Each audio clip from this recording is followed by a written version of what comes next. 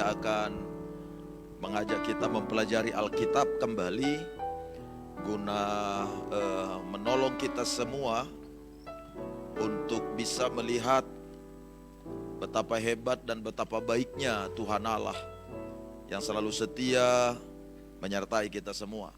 Topik pembahasan kita, jangan membiarkan semangat yang pudar menguasai kehidupan kita. Jangan membiarkan semangat yang pudar menguasai kehidupan kita. Kita kupas dari Mazmur 43 ayat 1 sampai ayat 5, kalimatnya berbunyi begini. Berilah keadilan kepadaku ya Allah, dan perjuangkanlah perkaraku terhadap kaum yang tidak saleh, penipu dan orang curang. Sebab engkaulah Allah tempat pengungsianku. Mengapa engkau membuang aku? Mengapa aku harus hidup berkabung di bawah impitan musuh? Suruhlah terangmu dan kesetiaanmu datang, supaya aku dituntun dan dibawa ke gunungmu yang kudus dan ke tempat kediamanmu. Maka aku dapat pergi ke mezbah Allah menghadap Allah yang adalah sukacita dan kegembiraanku, dan bersyukur kepadamu dengan kecapi, ya Allah, ya Allahku. Ayat 5, mengapa engkau tertekan hai jiwaku? Mengapa engkau gelisah di dalam diriku? Berharaplah kepada Allah, sebab aku bersyukur lagi kepadanya, penolongku dan Allahku. Perhatikan kalimatnya berbunyi begini ayat 5. Mengapa engkau tertekan hai jiwaku? Dan mengapa engkau gelisah di dalam diriku? Berharaplah kepada Allah, sebab aku bersyukur lagi kepadanya, penolongku dan Allahku. Nah saudara, kata mengapa engkau tertekan dan mengapa engkau gelisah, kalimat ini menunjuk pada bagaimana kekuatan dari semangat yang pudar dapat merasuki orang-orang, termasuk orang-orang percaya. Kalimat yang berbunyi, mengapa engkau tertekan dan mengapa engkau gelisah. Kalimat ini menunjuk pada bagaimana orang-orang yang percaya dapat dikuasai oleh kekuatan dari semangat yang pudar. Termasuk sang penulis kitab Mazmur yang ayat Alkitabnya kita baca pada malam hari ini. Nah, menariknya adalah ketika godaan untuk berpikir negatif, berpikir buruk, putus asa dan bersikap murung. Ketika godaan-godaan untuk hal ini mulai masuk dalam kehidupan si pemazmur, si pemazmur mengutarakan kepada dirinya sendiri apa yang kita baca dalam ayat 5 tadi. Si pemazmur berkata, mengapa engkau gelisah? Mengapa engkau tertekan?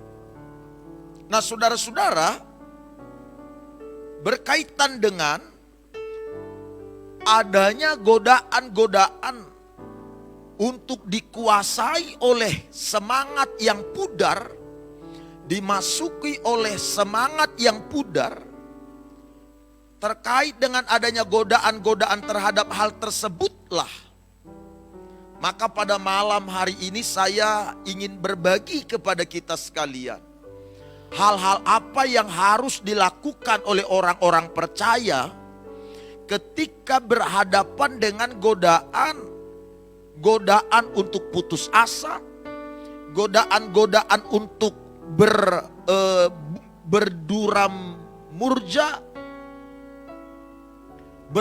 durja, godaan-godaan untuk dikuasai oleh kekuatan dari semangat yang pudar.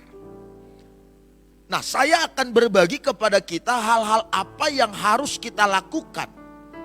Yang pertama, yang harus kita lakukan ketika godaan untuk bermuram durja, berputus asa atau dihampiri oleh kekuatan dari semangat yang pudar datang dalam hidup kita, hal pertama yang harus kita lakukan berdasarkan ayat Alkitab yang kita baca tadi adalah tolak kekuatan dari semangat yang pudar ini. Mari kita perhatikan apa yang dicatat dalam ayat 5. Pasal 43 ayat 5, silahkan dibaca. Mengapa engkau tertekan, hai jiwaku, dan mengapa engkau gelisah di dalam diriku? Berharaplah kepada Allah, sebab aku bersyukur lagi kepadanya, penolongku dan Allahku. Nah, ibu bapak saudara-saudara sekalian, sudah merupakan hal yang lazim dan hal yang umum apabila umat manusia sedang mengalami masa-masa suram. Sudah merupakan hal-hal yang biasa, hal-hal yang lazim bagi setiap kita. Ketika kita diperhadapkan dengan masa-masa sulit, maka suara-suara negatif, suara-suara berputus asa, suara-suara mengeluh datang menghampiri kehidupan kita. Ini hal yang biasa, ini hal yang lazim bermunculan di dalam benak kita, Bapak Ibu. Suara-suara yang menggoda kita untuk membiarkan semangat yang pudar memasuki atau mengendalikan hidup kita. Sama seperti yang terjadi pada sang pemazmur. Ketika masa-masa sulit terjadi, apa yang digambarkan dalam ayat 1 dan ayat 2, gambaran dari masa-masa sukar yang sedang dialami oleh si pemazmur. Coba lihat sekali lagi ayat 1 pasal 43 ini, gambaran dari masa sulit yang sedang dihadapi dan reaksi dari sang pemazmur. Silahkan ayat 1. Berilah keadilan kepadaku ya Allah, Perhatikan, dan perjuangkanlah. Pemazmur berkata, berilah keadilan kepadaku. Kalimat ini tidak akan muncul kalau seandainya si pemazmur tidak sedang mengalami masa sukar, masa-masa sulit. Dia berkata, berilah keadilan kepadaku. Lalu kalimat berikut, dan perjuangkanlah perkaraku terhadap kaum yang tidak saleh. Dan perjuangkanlah. Ini adalah ungkapan-ungkapan yang diutarakannya. Terus, luputkanlah aku dari orang penipu dan orang curang. ya, sama seperti kita sedang berdoa, luputkanlah kami dari penderitaan dan masa-masa sukar ini ya Tuhan. Itu kalimat-kalimat yang sering kita ucapkan ketika kita diperhadapkan kepada masa-masa sukar, bukan? Lalu perhatikan ayat 2, silakan. Sebab engkaulah Allah tempat pengungsianku. Mengapa engkau membuang aku? Mengapa aku harus hidup berkabung di bawah impitan musuh? Perhatikan, mengapa engkau membuang aku? Mengapa aku harus hidup berkabung di bawah impitan musuh? Kalimat-kalimat ini diucapkan oleh si pemazmur ketika dia sedang diperhadapkan dengan masa-masa sukar dan masa-masa sulit. Dan kemudian dia bisa melihat hal-hal yang baik terjadi di dalam kehidupannya, yakni karena dia menolak untuk tunduk pada suara-suara negatif. Pemazmur menolak untuk tunduk pada suara-suara buruk, emosi-emosi negatif yang bermunculan di dalam benaknya. Ketika dia menolaknya, maka dia mulai mendorong dirinya, tidak hanya sekedar menolak untuk tergoda atau membiarkan suara-suara negatif masuk atau kekuatan dari semangat yang pudar menguasai hidupnya. Yang dilakukan si pemazmur berikut adalah dia mendorong dirinya untuk bangkit dan bersikap tetap tenang, tetap kuat, dan tetap percaya kepada Allah. Kenapa dia percaya dan dia menolak untuk tunduk pada godaan-godaan yang membuat semua kekuatan-kekuatan semangat yang pudar masuk dalam dirinya? Kenapa dia menolak tunduk dan dihampiri, dikuasai oleh kekuatan-kekuatan semangat yang pudar ini? Karena dia tahu, dia percaya bahwa di balik ujian ada pertumbuhan. Dia paham bahwa di balik ujian selalu ada promosi, selalu ada peningkatan. Pemazmur mengerti bahwa di balik semua ujian, di balik semua persoalan yang sedang terjadi, pastilah ada jalan keluar. Pastilah akan terjadi kemajuan. Menyadari hal inilah, makanya si pemazmur menolak kekuatan dari semangat yang pudar menghampiri dirinya, menguasai kehidupannya. Dia menolak untuk membiarkan suara-suara buruk, suara-suara negatif yang berkecamuk dalam dirinya mengendalikan dan mempengaruhi sukacitanya. Inilah seharusnya yang dilakukan oleh anak-anak Tuhan pada kala berhadapan dengan masa-masa sukar, masa-masa sulit seperti yang sedang kita alami belakangan ini. Seharusnya kita harus menolak kekuatan dari semangat yang pudar masuk atas hidup kita. Kita menolak kekuatan semangat yang pudar untuk mengendalikan kehidupan kita.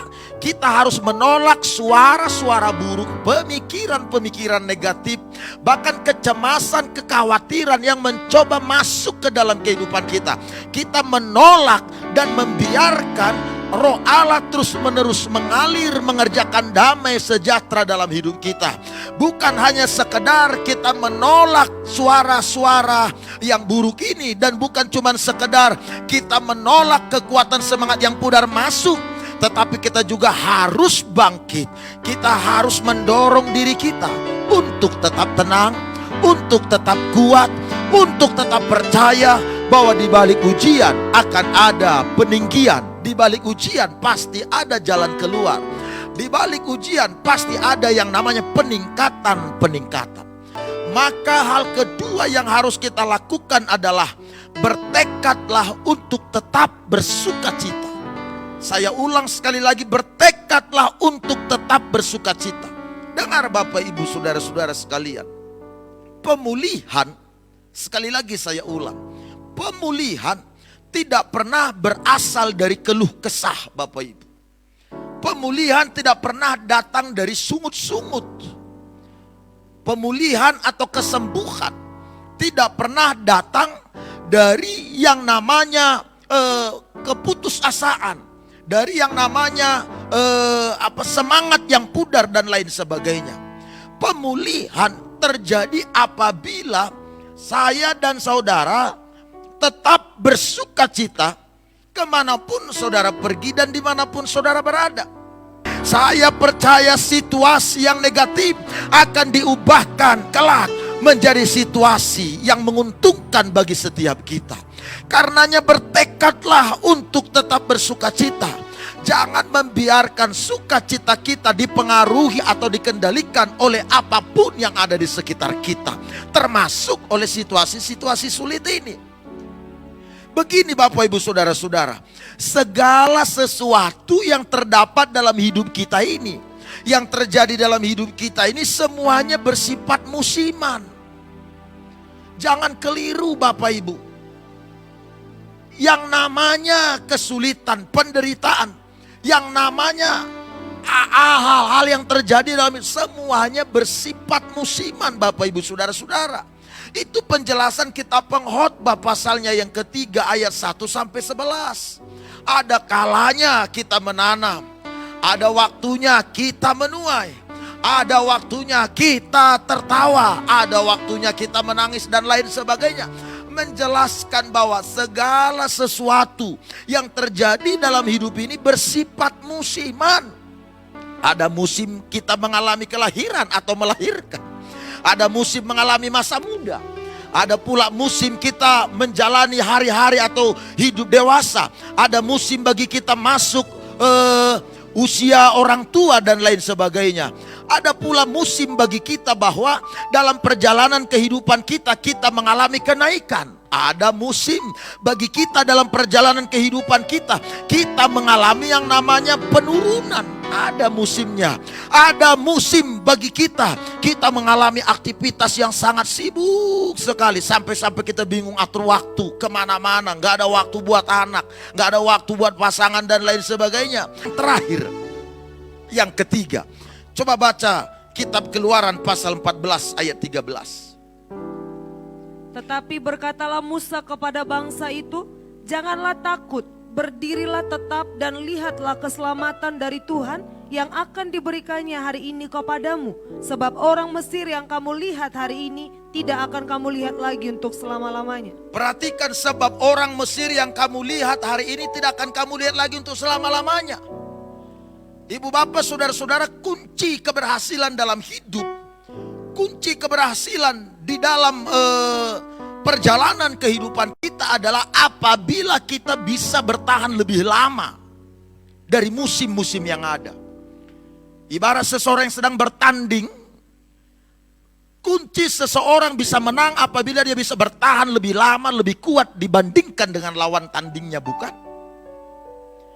Artinya ini mengajarkan pada kita bahwa supaya kita bisa berhasil berkemenangan dalam hidup ini, yang harus kita lakukan adalah kita harus bertahan lebih lama dari musim sulit yang sedang terjadi.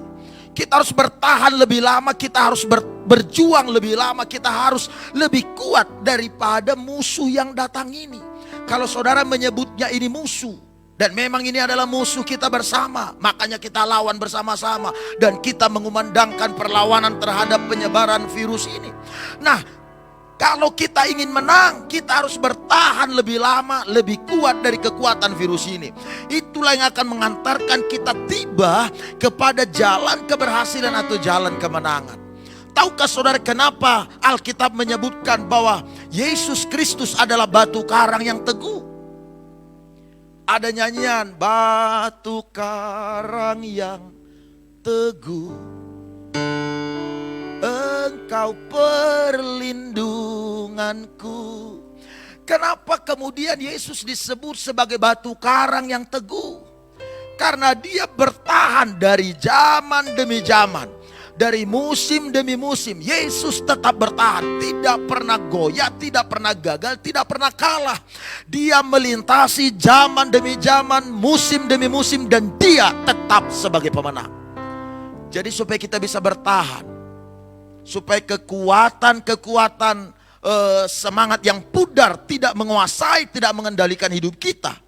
Yang ketiga adalah bertahanlah lebih lama dari musuh-musuh kita, dari masa-masa sukar, dari masa-masa sulit. Saya percaya saudara akan melihat kemenangan-kemenangan yang dahsyat. Doa saya semua anak-anak Tuhan jemaat dimanapun saudara diberkati, saudara tetap dalam penjagaan perlindungan Tuhan Allah.